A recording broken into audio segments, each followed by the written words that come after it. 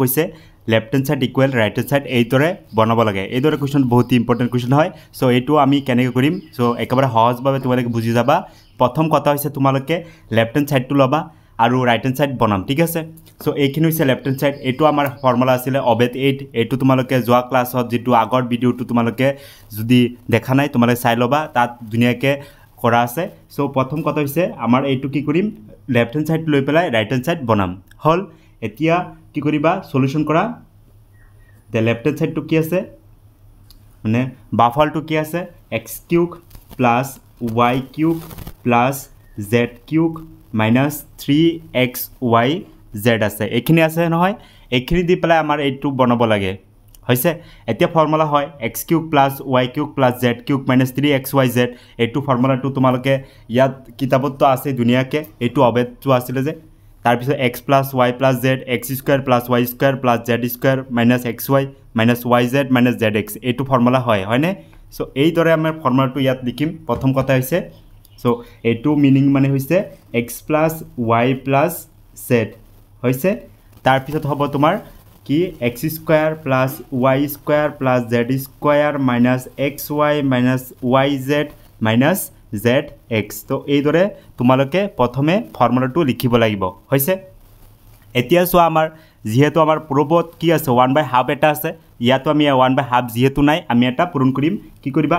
ইয়াৰ আগত এটা যদি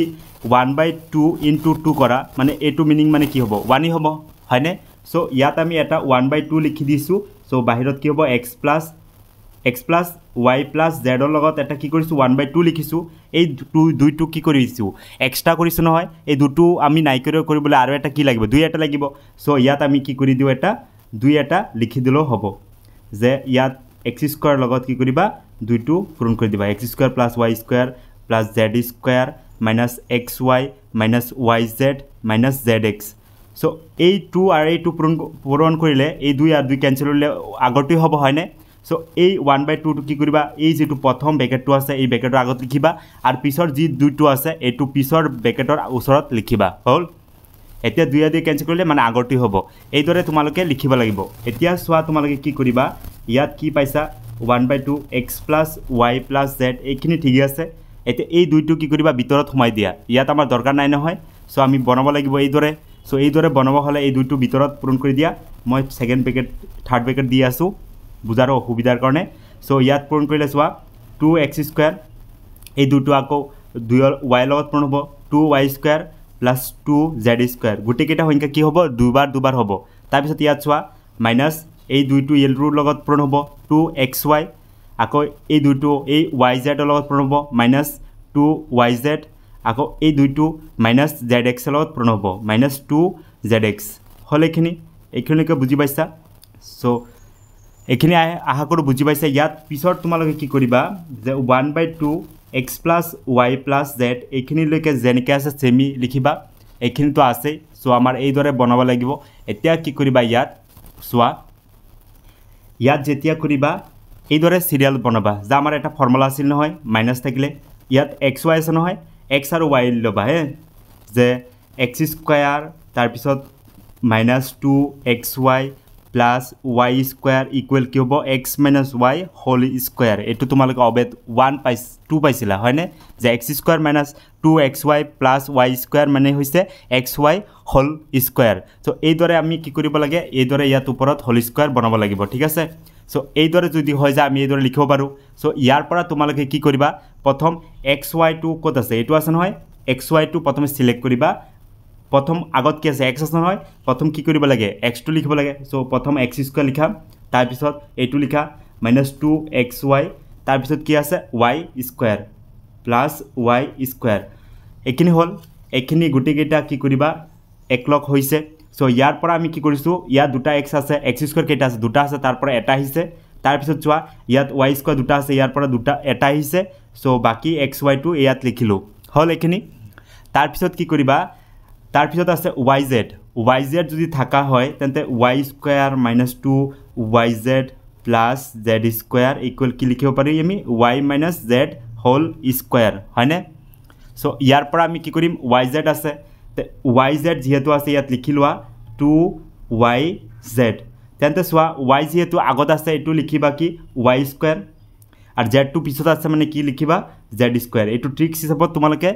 লিখিব লাগিব যেহেতু আগত xy আছিলে xy যেহেতু আছিলে x2 স্কয়ার কৰিবা তাৰ পিছত y আছিলে y2 স্কয়াৰ কৰিবা হেই দৰে চোৱা yz যেতিয়া লৈছো y2 আগত আছিলে y স্কয়াৰ আৰ z2 আগত পিছত আছে একৰ পিছত z স্কয়াৰ সিমিলাৰলি চোৱা লাষ্টত কি আছে -2zx এই 2zx টু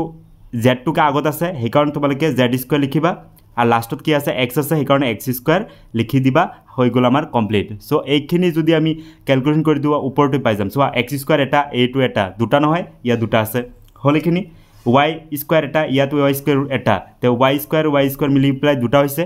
z স্কয়ার আর z স্কয়ার মিলি প্লাই দুটা হৈছে আৰু 2xy এটো হল 2yz এটো হল 2zx এটো হল সো গুটিকেটা আমি মানকেটা পাই গৈছো তোমালকে ট্রিক্সত লিখিবা এইদৰ ওপৰ চাব না লাগে যেতিয়া তোমালকে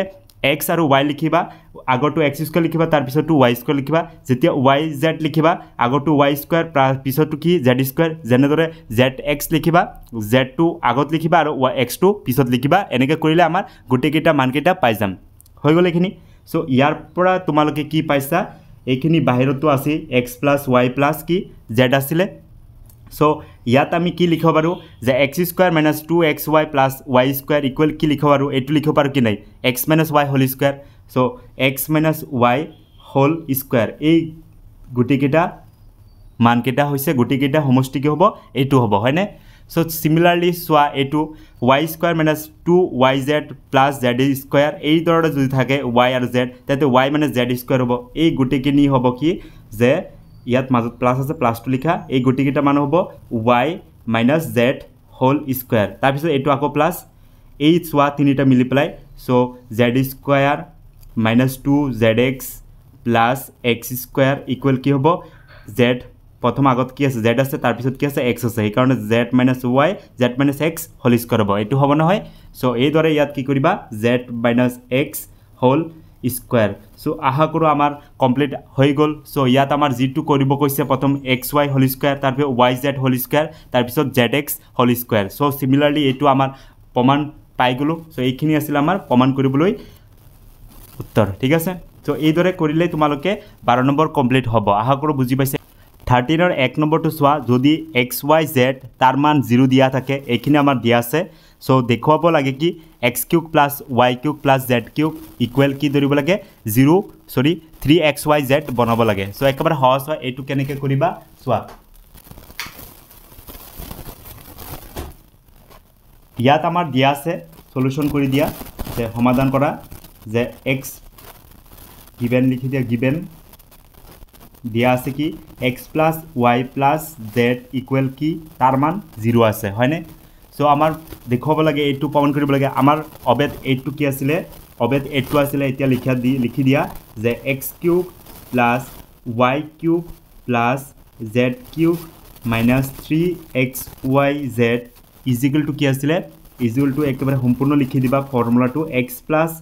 y + আমাৰ কি অবেদ 8 আছিল সো এই দৰে তোমালোকে প্ৰথম জানিব লাগিব ফৰ্মুলাটো এতিয়া সোয়া আমাৰ কি কৰিব লাগে ইয়াত কি দিয়া আছে সোয়া ইয়াত আমাৰ x³ + y³ + z³ - 3xyz equal to soya xyz ৰ মান কি দিয়া আছে 0 আছে নহয় সো xyz ৰ মান 0 আছে এইখিনি ঠাইত তোমালোকে 0 লিখিবা আৰু এইটো সংখ্যাটো লগতে এটো কি আছে গোটেই কিটা সংখ্যা কি আছে পূৰণ আছে তো যদি পূৰণ থাকে এটো পূৰণ কৰি দিও আছো so x³ + y³ + x² + y² + z² - xy - yz - zx ওপৰ যিখিনি সংখ্যা আছে তেনেকৈ লিখি দিলে হ'ল ঠিক আছে সো ইয়াত 0 লগত এইখিনি গুটিকেটা সংখ্যা যদি পূৰণ কৰি দিয়া 0 লগত যিকোনো সংখ্যা যদি পূৰণ কৰা হয় তাৰ মান কিমান হ'ব সদায় 0 হয় সো ইয়াত বাকি থাকিল x³ + y³ + z³ - 3xyz এইখিনি পাইছা ইকুয়াল 0 তেন্তে ইয়াত সোয়া ইয়াৰ পৰা তোমালোকে কি কৰিবা x³ + y³ + z³ এটো মাইনাস যেটো 3xyz টো আছে এটো মাইনাসটো হেপালে গলে প্লাস কি হ'ব 3xyz সিম্বলটো কি হ'ব চেঞ্জ হ'ব মাইনাসটো হলে প্লাস হ'ব প্লাসটো হলে মাইনাস হয় সো আমাৰ উলাবলগীয়া আনসাৰটো ফাইনাল আনসাৰটো এইটোই আছিল সো এইটোই কৰিব কৈছে আমাৰ কোৱেশ্চনত ঠিক আছে সো এই দৰে তোমালোকে কৰিলে এই দৰে আমাৰ আনসাৰটো পাই যাম আশা কৰো বুজি পাইছা তো দেখা পাইছা নহয় এক্স ৱাই জেডৰ মান দিয়া আছে 0 আৰু সূত্ৰটো আছে ফৰ্মুলা অফ এট ইট ইয়াত খালি এক্স ৱাই জেডৰ মান 0 বা এইখিনি মান 0 হৈ যাব আৰু -3xyz টো